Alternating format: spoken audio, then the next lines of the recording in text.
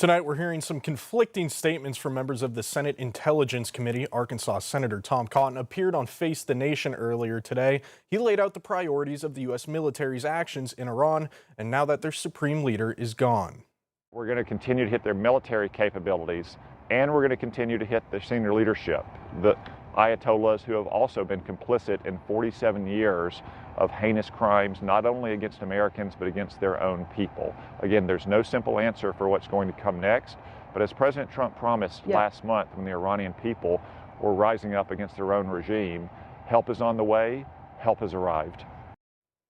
Meanwhile, Virginia Senator Mark Warner appeared on CNN's State of the Union, characterizing President Trump's attack on Iran as, quote, a war of choice. He said he saw no evidence that Iran was an imminent threat to the United States. The Iranians have been working on increasing their military capabilities. And remember, this was supposed to be military capabilities, at least on the nuclear front, that the president himself said were obliterated based upon the strike of 7 months ago. I saw no intelligence that Iran was on the verge of launching any kind of preemptive strike against the United States of America. We're also learning more tonight on where Iran has carried out retaliatory strikes. This map includes the strikes against U.S. bases in Kuwait that killed 3 service members. We're also learning that just minutes ago, Hezbollah has announced new strikes against Israeli defense systems. And a number of cities across the U.S. are beefing up security in response to the Iran strikes. New York, Los Angeles, Phoenix, and Philadelphia have increased police patrols around synagogues, mosques, and community centers. Authorities in those cities say they've received no credible threats. Officials in those cities say they're also coordinating with state and federal partners to monitor the situation. Now, this developing situation is also expected to have an impact on oil prices. Oil futures surged in the first trades since the attacks began over the weekend. U.S. crude rose about $8 a barrel, or 12%, to around $75 a barrel. Brent crude, the international benchmark, jumped more than 12% to around $82 a barrel. Stock futures fell sharply, with the Dow, S&P 500, and the Nasdaq down about 1%. Analysts say gas prices could rise more than 25 cents a gallon because of the Middle East conflict. We know that Iran produces more than 3 million barrels of crude oil per day. That's about 4% of the world's total supply. And we know that Iran is also a member of OPEC and was the group's 4th largest crude oil producer back in 2023. So when you think about all of that, any sort of disruption to its oil infrastructure can impact global markets.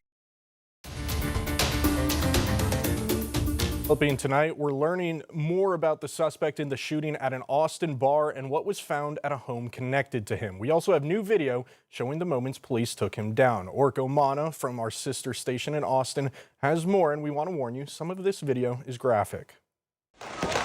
Gunshots are fired as Austin police shoot and killed the West 6th Street shooting suspect early Sunday morning. He's on the left side of the screen in this cell phone video from a witness when police approach him from the right. Several shots are fired. We've frozen the video before the shooter goes down.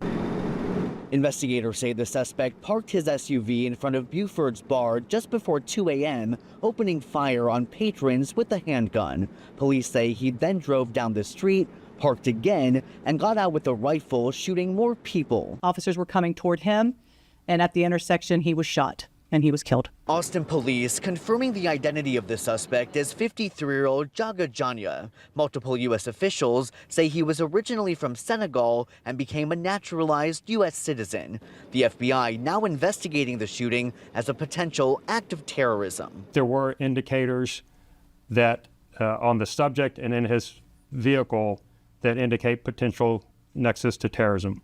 Again, it's still too early to make a determination on that. According to the Associated Press, a law enforcement official says this suspect was wearing a sweatshirt that said "Property of Allah" and a shirt with the Iranian flag. And sources tell CBS News the Quran was found in the gunman's vehicle.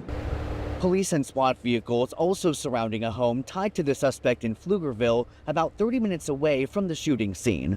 Officials telling CBS News that a search warrant uncovered an Iranian flag and pictures of Iranian leaders inside.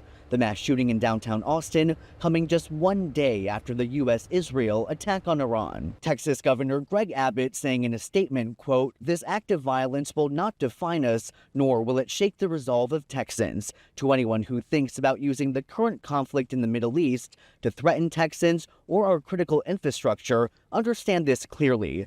Texas will respond with decisive and overwhelming force to protect our state."